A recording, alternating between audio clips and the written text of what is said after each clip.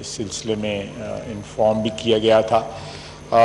ये अगर आप इजाज़त दें तो ये मोशन ऑफ थैंक्स का मे बी कल या फ्राइडे को कर लिया जाए और मैं इन दो मौज़ूआत के ऊपर को अर्ज कर सकूं। मेरे ख्याल में ये भी हम वाइंड अप भी करना है ना मोशन ऑफ थैंक्स को, तो अच्छा है इसकी आप अपनी बात कर ले पूरी, जो भी आप बात करना चाहते हैं। सर वो बेसिकली जो कंटेंट हैं प्रेसिडेंशियल एड्रेस के वो टोटली डिफरेंट हैं और ये दोनों मौज़ूआत जो हैं ये पिछले 2-3 रोज़ में जी बिस्मिल्लाह। तो मेरा ख्याल है कि अगर मुझे आप इजाज़त दें तो ये जो राइट मैं किसी और वक्त एक्सरसाइज कर लूँ मोशन ऑफ थैंक्स वाला, और आज इस दो मौज़ूआत पे मैं बात करूँ। बिस्मिल्लाह। Thank you very much. तो मैं तवक्को करूँगा कि मुझे अब मोशन ऑफ थैंक्स पे फिर बात करने की इजाज़त देंगे। शुक्रिया जनाब स्पीकर। जनाब स्पीकर, इस वक्त वतन अज़ीज़ जिन बहरानों से गुज़र रहा है, खुसूसन जो माशी बहरान जिसका इंटेंसिटी जो है दिन ब दिन जो है वो बद से बदतर होती जा रही है, और Pakistan is in middle of A economic meltdown.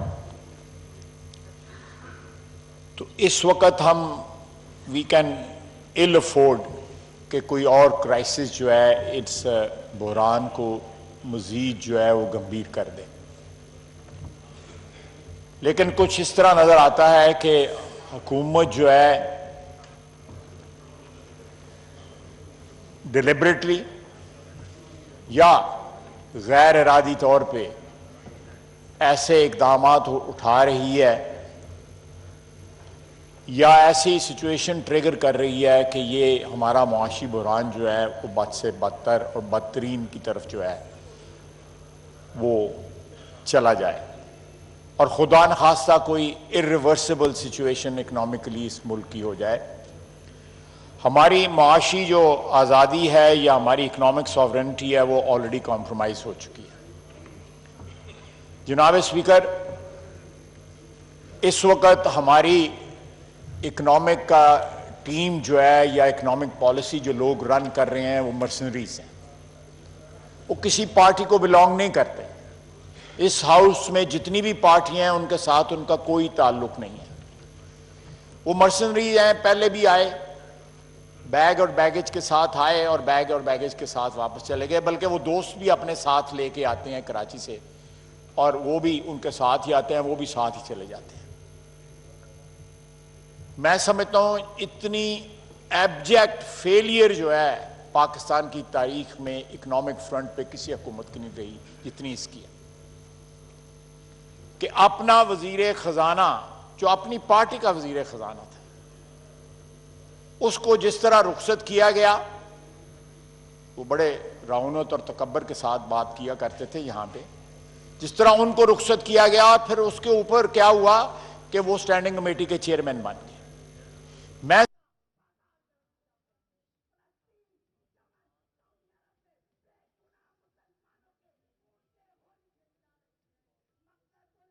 जारी है ख्वाजा आसिफ का इजहार ख्याल। इस वक्त आप देख सकते हैं नैब और गुज़िश्ता रोज के वाक़े पर बात होनी चाहिए, ऐसा कहना है ख्वाजा आसिफ का कि IMF के बंदे जो है आके हमारी मईशत के ऊपर आके बैठ जाए, स्टेट बैंक में भी और वजारत खजाना के भी। मैं समझता हूं कि ये इससे बड़ी कोई ट्रेजेडी जो है इकोनॉमिक ट्रेजेडी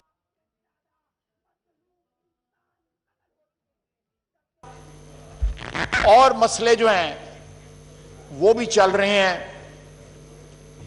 जनाब स्पीकर, आज से कई माह कबल, मैं 7-8 महीने पुरानी बात कर रहा हूं, हुकूमत और अपोजिशन में राब्ता हुआ नैब के लॉ के ऊपर के उसमें कुछ तरामीम की जाए। ये अनफॉर्चुनेट है कि हमारी हुकूमत के दौरान या उससे पहले पीपल्स पार्टी की हुकूमत के दौरान जो है नैब के कानून में तरामीम ना की जा सकी, ये हमारा फेलियर है। बावजूद इस बात के कि इस हाउस में लोग बैठे हुए हैं, नवीद कमर है, मैं हूं, और भी लोग यहां पे बैठे हुए हैं जो 1999 और 2000 में नैब के कानून का निशाना बने। हमारी बावजूद तमाम तर ख्वाहिश के, सिंसेरिटी के, कमिटमेंट पे हमारी हुकूमतों ने इस कानून में तरामीम नहीं की। आज से 7-8 महीने कबल, मेरा है नवंबर दिसंबर की बात है, नवीद कमर साहब को बेहतर याद होगा कि वो इस नेगोशिएशंस का हिस्सा थे। उसमें 4-5 अमेंडमेंट्स जो है ना हुकूमत की तरफ से प्रपोज हुई, हमारी तरफ से जो है ऑपोजिशन की तरफ से अमेंडमेंट ज्यादा प्रपोज हुई। बगैर किसी कंक्लूजन के वो सिलसिला जो है वहां पे मुनक़ता हो गया। आज से 2 हफ्ते कबल या 3 हफ्ते कबल फरूक नसीम साहब मोहतरम ने उसकी रोयदाद भी सुनाई। मेरे नुक्ता नज़र में जो तरामीम हुकूमत लाना चाहती थी वो पर्सन स्पेसिफिक थी। हुकूमत चाहती थी कि जो उनके लोग नैब में डायरेक्टली या इनडायरेक्टली टारगेट हैं उनको सेव किया जाए, और अपोजिशन के लोग जो है अगर वो पकड़े जाते हैं या नैब का निशाना बनते हैं वो बनते रहे। उनकी प्रपोज्ड अमेंडमेंट जो थी वो अपने लोगों को बचाने के लिए, मेरा नुक्ता नजर है, मेरी पार्टी का नुक्ता नजर है, हो सकता है पीपल्स पार्टी भी जो है इसको एंडोर्स करे। हम चाहते थे कि इस कानून की जो हैयत है, उसका जो कंटेंट है, मेहरबानी फरमाएंगे आप। Order in the house please, order in the house please,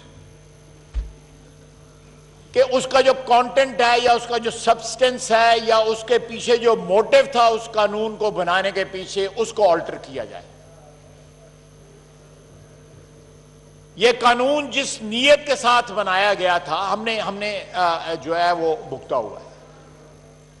मैं 5 महीने नैब की कस्टडी में रहा, अटक किले से मैं जाके रहा हुआ। हमारी इंटेरोगेशन जो होती थी, दोनों हाथों को हथकड़ी लगी होती थी। 13 सेशन मैंने इंटेरोगेशन के भुगताए, एक सेशन 4 घंटे तक होता था और हम सॉलिटरी कन्फाइनमेंट में था। और उस सॉलिटरी कन्फाइनमेंट में इंटेरोगेशन भी एक रिलीफ होती थी, क्योंकि बात करने वाला तो मिला, चाहे वो इंटेरोगेट ही कर रहा हो। मैं बार बार कहता हूं कि यह हमारी फेलियर थी कि हमने उसको ऑल्टर ना किया या उसको अमेंड ना किया, या उसकी जो सब्सटेंस था या उसकी जो इंटेंट थी उसको जो है हमने चेंज ना किया। लेकिन इस हुकूमत ने भी अपने लोगों को बचाने के लिए तरामीम तो जरूर सजेस्ट की, लेकिन उसकी इंटेंट या कंटेंट या स्पिरिट या सब्सटेंस जो है उसको खत्म करने की कोई बात ना की। हमारे यहां पे इतनी लेयर्स हैं अकाउंटेबिलिटी की, starting from anti corruption department जो प्रोविंसेस में है, उसमें FIA है, फिर उसके बाद नैब है, और पता नहीं कितनी इन्वेस्टिगेटिव एजेंसीज हैं जो और इसका सबसे बड़ा टारगेट जो है हम पॉलिटिशियंस बने, पार्लियामेंटेरियन बने। इस वक्त भी मेरी पार्टी का कायद नवाज शरीफ जो है वो नैब के कवानीन के रिजल्ट में जो है कैद है। मियां शहबाज शरीफ के खिलाफ रेफरेंसेस हैं। साद रफीक जो है कैद है, साद रफीक का भाई कैद है। मैं इन्वेस्टिगेशन मेरी इंक्वायरी चल रही है, शाहिद अब्बासी साहब की इंक्वायरी चल रही है, कामरान माइकल कैद है। यानी एक पूरा थ्रस्ट है। आसिफ जरदारी साहब फेस कर रहे हैं, आसिफ जरदारी साहब के अलावा सराय दुरानी साहब स्पीकर जो है फेस कर रहे हैं। अपोजिशन की तमाम तर पार्टी जो है इस नैब के कानून की जद में है।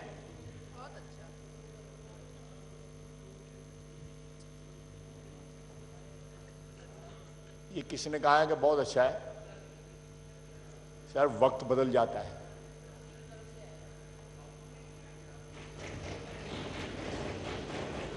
Power has a shelf life. मैं इधर उन बेंचों में भी बैठा रहा हूं, इन बेंचों में भी बैठा रहा हूं।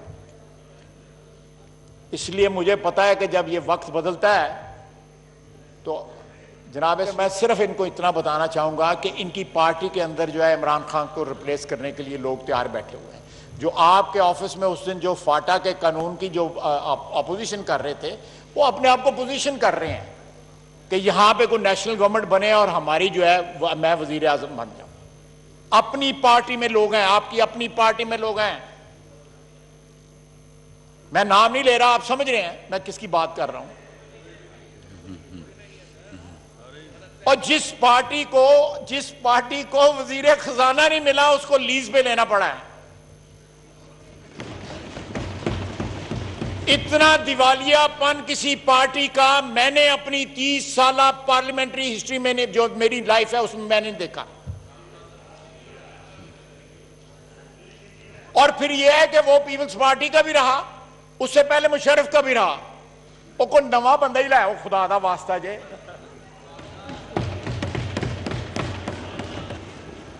और बंदे भी वो लेके आते हैं जिनकी जो है पता नहीं माइलेज जो है मीटर के ऊपर पता नहीं कितनी हुई है।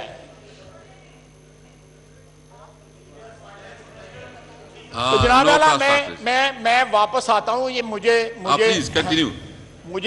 थोड़ा सा ये चाहते थे कि मैं इनको जवाब दूं। तो जनाब वाला कि जिस पार्टी में इस वक्त कैंडिडेट बैठे हुए हैं इमरान खान की जगह या वजीर आजम की जगह लेने के लिए, और वो अपने आप को यार तानू नहीं पता लगा ना, बाकी दुनिया में पता है ना, स्पीकर साहब को पता है। नहीं मुझे क्या पता है जी, मुझे कोई पता नहीं।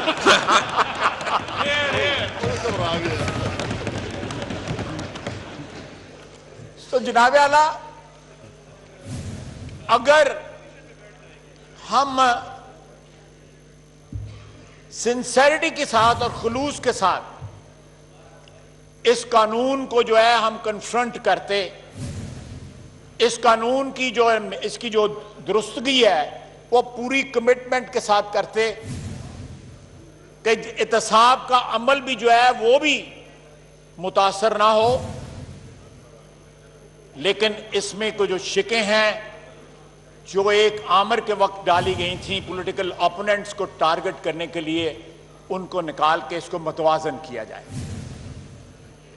लेकिन हमें जो गलतियां हमसे कमिट हुई उन्हीं गलतियों का सामना जो है इस हुकूमत में भी जो है हमें करना पड़ रहा है, और सिंसेरिटी के साथ इस कानून को तब्दील करने की किसी की जो है वो नीयत नहीं है। और हम भी अब भुगत रहे हैं, इसलिए कोई फर्क नहीं पड़ता, यही कानून चलने दें, देखी जाएगी जो होना है हो जाए इंशाअल्लाह ताला। जनाब आला रिसेंटली पिछले 12-15 दिन के अंदर चेयरमैन नैब ने मुख्तलिफ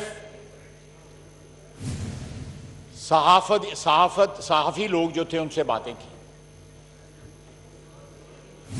एक कॉलम जो है जवेद चौधरी साहब का आया, उसमें जो ऑन रिकॉर्ड बातें थी उन्होंने बयान कर दी, जो ऑफ द रिकॉर्ड बातें थी उनकी तरफ उन्होंने इशारे किए लेकिन वो बयान ना किए। उनमें एक बात थी कि वो नाम ले लें लोगों के, या अगर गवर्नमेंट पार्टी के लोगों के खिलाफ एक्शन लें तो ये गवर्नमेंट हो सकता है गिर पड़े या गवर्नमेंट जो है फारग हो जाए। उसके बाद गवर्नमेंट अलर्ट हो गई कि ये कोई ऐसी बात है कि ये ऑनस्लॉट जो है अपोजिशन के अलावा, ये ऑनस्लॉट जो है या नया का रुख जो है वो गवर्नमेंट पार्टी की तरफ जा रहा है।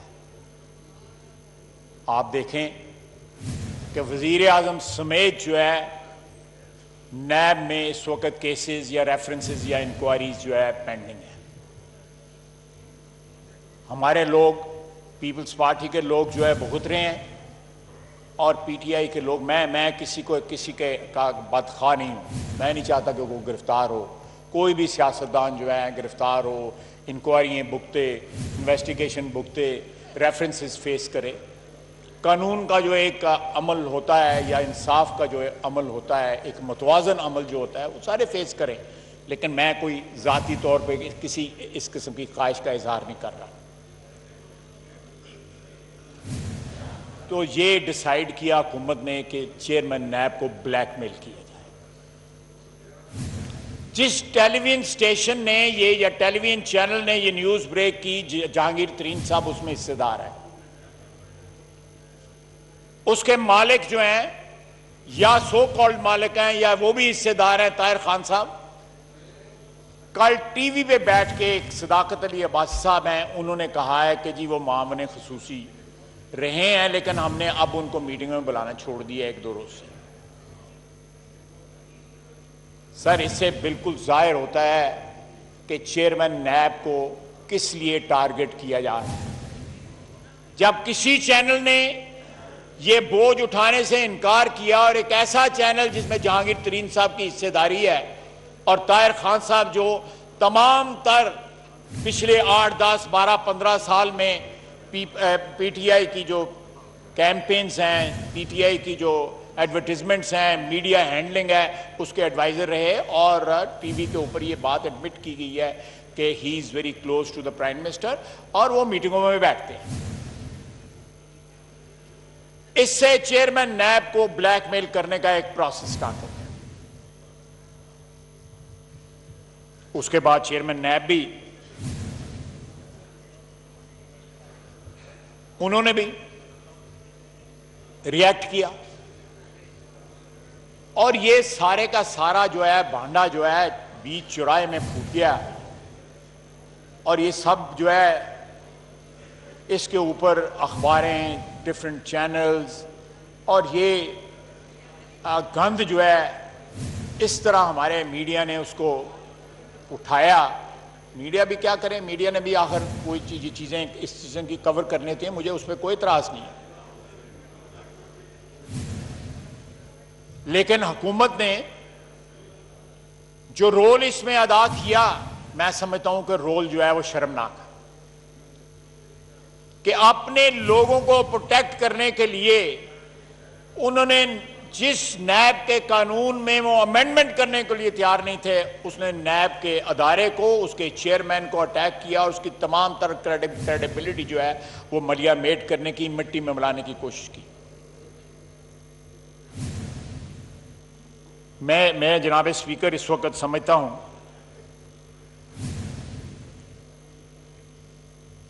कि ये मसला इतना गंभीर हो चुका है। मैं अपनी पार्टी की तरफ से और दूसरी अपोजिशन पार्टीज की तरफ से ये सजेस्ट करता हूं कि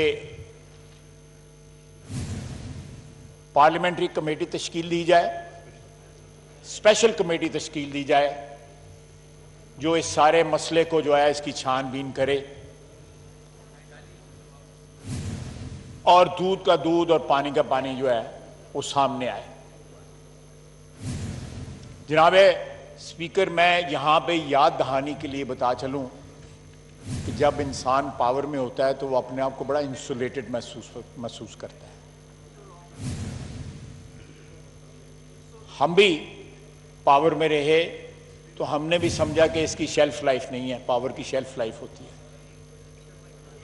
कि ये वक्त जो है ये नेवर एंडिंग है, वक्त बदल जाता है और यही कानून जो है स्टैट्यूट बुक्स पे रहा तो जो लोग आज उसकी जद से बच रहे हैं या उनको बचाया जा रहा है, मैं नाम नहीं लेना चाहता, ना मैं स्कैंडल्स के नाम लेना चाहता हूं, ना अशखास के नाम लेना चाहता हूं, मैं बुरी बात है, अच्छी बात नहीं है, मैं नहीं चाहूंगा। मेरी ये दूसरी दफा कि मैं नैब भुगत रहा हूं और अल्लाह का फजल है, अल्लाह ताला इज्जत देने वाला है।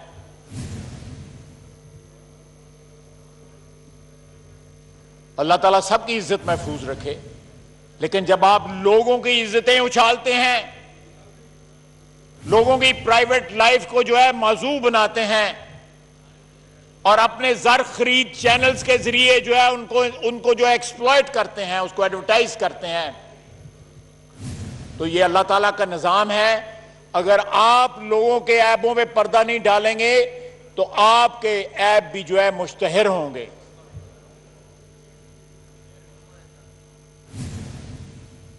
आपने सिर्फ नैब के कानून से या उसके शिकंजे से बचने के लिए एक ऐसी सिचुएशन हुकूमत ने क्रिएट की है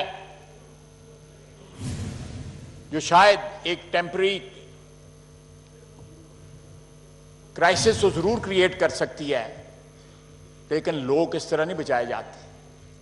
हमने सिंसेरिटी के साथ आज से 7-8 महीने कबल जो है 2-3-4 मीटिंग्स भी हुई। नवीद कमर साहब थे, साद रफीक साहब थे, कोई और भी दोस्त थे उसमें उन मीटिंग्स में, परवेज खटक साहब भी थे और नसीम साहब भी थे। लगा दिया और सियालकोट मेरी हम साइड क्या ख्याल है ख्वाजा साहब, क्या ख्याल है ये साइंस एंड टेक्नोलॉजी अहम डिपार्टमेंट नहीं है? नहीं बढ़ा है ख्वाजा साहब, क्या ख्याल है साइंस एंड टेक्नोलॉजी अहम डिपार्टमेंट नहीं है? जी, साइंस एंड टेक्नोलॉजी आपको अहम डिपार्टमेंट नहीं लगता? वो तो अहम डिपार्टमेंट है। नहीं बिल्कुल नहीं, बातें अच्छी कर रहा है जब से साइंस और टेक्नोलॉजी में गया है। मैं बिल्कुल उसकी जो बातें करता है मैं उसकी तायीद करता हूं, तो ये अच्छी है। यहाँ उसमें साइंस एंड टेक्नोलॉजी में भी जो है सर, इसको आप लहरें गिरने पे भी लगा देंगे, उसमें भी कोई काम निकाल लेगा जो है। Thank you sir. जनाब, मैं मौजू की तरफ आता हूं।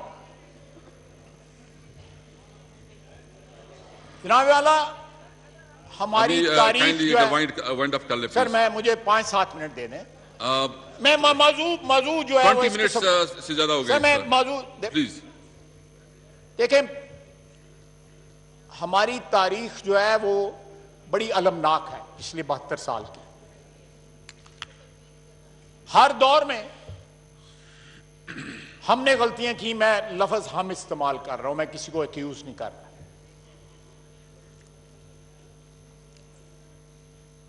मशरकी पाकिस्तान में लैंग्वेज राइट से लेके अगरतला कॉन्स्पिरेसी तक जो वाकयात हुए वो मशरकी पाकिस्तान की अलहदगी का सबब बने। हमारी तारीख इस बात की गवाही देती है। 70 की दहाई से, बल्कि इससे पहले 50s की दहाई से बलूचिस्तान में जो है खलफशार जो है ऑन एंड ऑफ जो है जारी रही। अकबर बुगटी साहब की शहादत पे आके वो एक नई शक्ल इख्तियार कर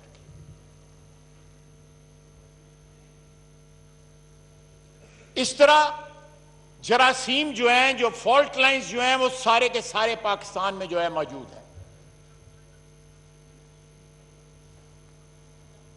ये वक्त है, हम तारीख के इस ऐसे मोड़ पे आके खड़े हो गए हैं कि हमने ये जो फॉल्ट लाइंस हैं इनको अगर करेक्ट ना किया तो हमारी सलामती को खतरा है। हमारी सलामती को खतरा जो है माशी सूरत हाल से भी है, और जो हैंडलिंग है पिछले 70-72 साल में जो हमने इन सिचुएशंस की है। सर, दुनिया के तमाम ममालिक में इस किस्म की सिचुएशंस क्रिएट हुई। आप नॉर्दर्न आयरलैंड को जो है सरे फहरिस्त देख लें। आपने और भी बहुत मैं दे सकता हूं मिसालें जो है, लेकिन पॉलिटिकली डील किया गया उनके साथ। फाटा के यहां पे मेंबर्स मौजूद हैं, तमाम पार्टियों के मेंबर्स जो है ना मौजूद हैं फाटा के यहां पे। फाटा नहीं रहा, वो केपी का हिस्सा बन चुका है। उसका करैक्टर जो है या उसका तशख्खुस जो है कानूनी और आईनी तौर पे चेंज हो चुका है। Let's realize that. वो केपी का हिस्सा है, वो पाकिस्तान का हिस्सा है। जिस तरह बाकी सूबे हैं उस तरह वो एक सूबे का हिस्सा है। जिस तरह मर्दान है, ये सवाबी है, या एबटाबाद है, या डीआई खान है, इस तरह फाटा भी हिस्सा है। हमने ट्रांजिशन में उनको एक कंसेशन दिया है, वो ट्रांजिशन भी खत्म हो जाएगी इंशाल्लाह ताला, और फाटा जो है एक मुकम्मल तौर पे पाकिस्तान का उसी तरह हिस्सा हो जाएगा जिस तरह सियालकोट है या कराची है या मेरे भाई का झेलम है। ये पिटफॉल जरूर आएंगे। जो कल वाकया हुआ है या इससे पहले वाकया तो है, या जो गलतफहमियां जो हैं, ये इस किस्म की रुकावटें और स्टम्बलिंग ब्लॉक्स जरूर आएंगे। क्योंकि हमने इस इलाके को एक्सप्लॉइट किया है 30-35 साल। बाजौड़ के मोहल्ले जो है, मेरे सियालकोट में बाजौड़ का मोहल्ला है, ये लोग जो है पिछले 30-35 साल में अपने घरों से जो है बेघर हुए और शहर सारे पाकिस्तान में, कराची में भरा हुआ कराची। ये क्यों हुआ? ये अंडरस्टैंड करने की जरूरत है, इसको समझने की जरूरत है। ये कल वाला वाकया जो है उसकी बैकड्रॉप जो है वो ये है कि हमने इस इलाके को एक्सप्लॉइट किया। हम सब के जो हाथ जो हैं वो रंगे हुए हैं। हमने एक्सप्लॉइट किया क्योंकि हम अमेरिका की जंग हमने 2 दफा लड़ी, 9/11 के बाद भी लड़ी और 80 की दहाई में भी लड़ी। पता नहीं इसका खमियाजा कितनी नस्लें भुगतेंगी। सिक्योरिटी फोर्सेस पे कथित तौर पे हमला नहीं होना चाहिए। उनकी कुर्बानियां भी जो है वो लाजवाल है इस दहशतगर्दी की जंग में। लेकिन इसके साथ साथ हमें यह भी एक्सेप्ट करना चाहिए कि ये जो फॉल्ट लाइंस हैं इनको पॉलिटिकली डील करना चाहिए, इनको फोर्स के साथ डील नहीं करना चाहिए। फाटा के यहां पे मेंबर बैठे हुए हैं। जनाब स्पीकर, आपका ताल्लुक है उस सूबे से, हमारे वजीर दफा का ताल्लुक है उस सूबे से। आप लोगों को ये चीजें जो है, वहां पे चीफ मिनिस्टर हैं, उनके नीचे ये इलाका आता है। आप लोगों को चार्ज लेना चाहिए, पॉलिटिशियंस को चार्ज लेना चाहिए। वहां के लोगों के अगर ग्रीवियंसेस हैं उनको पॉलिटिकली सॉल्व करें। ऐसी सिचुएशन प्रेसिपिटेट ना होने दें जहां पे तशद्दुद जो है वो सामने आए।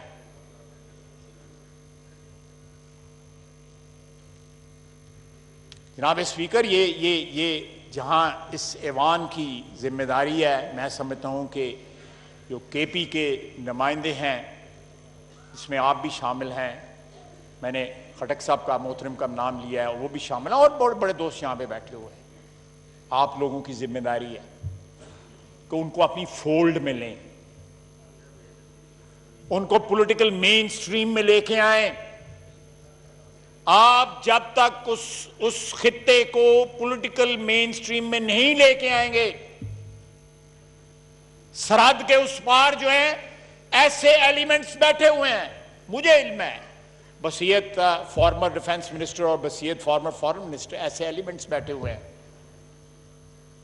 जो हमारे दुश्मनों के पेरोल के ऊपर हैं, जो हमारे दुश्मनों के आलाकार हैं। वो इस सिचुएशन को एक्सप्लॉइट करेंगे। हमारे जहां भी डिफरेंसेस हुए, जहां भी हमारी फॉल्ट लाइंस हुई, हमारा दुश्मन उसको एक्सप्लॉइट करेगा। यह हमारी जिम्मेदारी बनती है इस कौम के नुमाइंदों की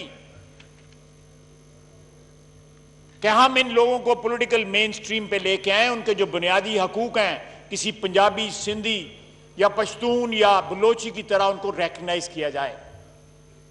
बलोचिस्तान में 450 किलोमीटर दूर आके बस से उतार के फौजियों को शहीद किया गया। All is not well in Balochistan.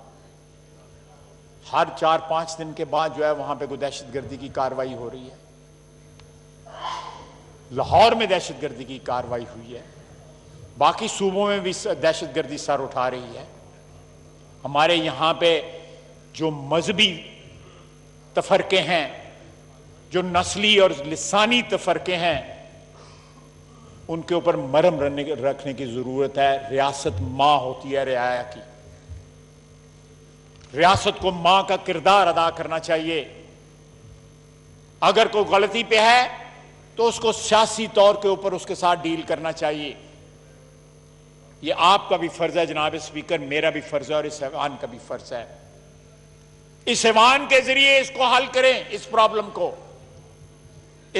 को जो है हाथ से ना निकलने दें, इस प्रॉब्लम को प्रोलिफरेट ना होने दें। ये तमाम मसाइल जो हैं, चाहे वो बलोचिस्तान में है, चाहे वो केपी में है, इनको सियासी तौर पे हैंडल करें।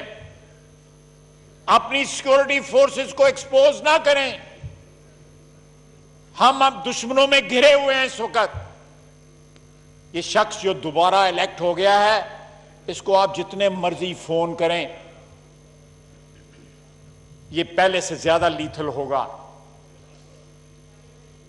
ये पहले से ज्यादा हमें मोदी का यार किया कहा जा रहा था, फोन ते तुसी हुण करन दे दियो। हमें बजाय इसके कि हमारा जो बैरूनी दुश्मन है, हम मुत्तहिद होके एक कौम की सूरत में उसके सामने खड़े हों।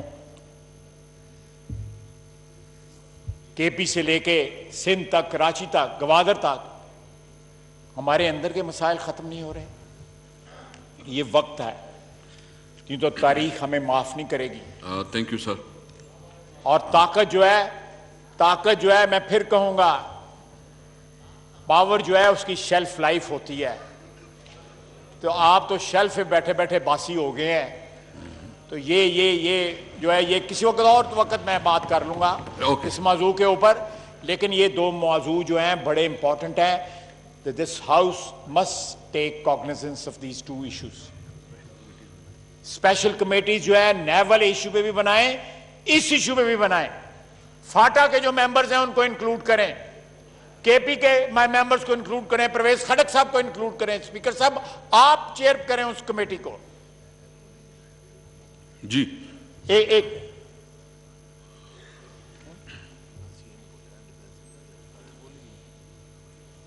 कितनी स्पीकर साहब अफसोस की बात है कि कल के वाक़े ऊपर हमारे हाउस के 2 एमएनए का नाम आ रहा है ना, उसमें एक अरेस्ट है, दूसरे जो है वो कहा जा रहा है मफरूर है। ये जिम्मेदारी बनती है केपी के सीएम की कि वो इस टॉपिक पे बोले। ये खटक साहब की जिम्मेदारी बनती है, ये वहां पे माशाल्लाह सीएम 5 साल रहे हैं, आज डिफेंस मिनिस्टर हैं, वो बोले। इंटीरियर मिनिस्ट्री की जिम्मेदारी बनती है कि वो इस इशू पे बोलें। ये इनको पंजाबी में कहते तता लगता है, हाथ नहीं लाते पे। Thank you sir, thank you. तो ये मसले जो है प्रोएक्टिवली इनको हमें डील करना पड़ेगा। बिल्कुल बिल्कुल। प्राइम मिनिस्टर को इस पे बयान देना पड़ेगा। प्राइम मिनिस्टर को इस टॉपिक के ऊपर, इन दोनों मौजूआत के ऊपर यह बयान देना, खुसूसन ये जो कल वाला वाक़या है इसके ऊपर बयान देना। इसको अवॉइड ना करें। Thank you. अगर जिम्मेदार लोग जो है इसको अवॉइड करते रहेंगे तो इसके बड़े खतरनाक नताइज निकलेंगे और तारीख हमें माफ नहीं करेगी। बहुत बहुत शुक्रिया।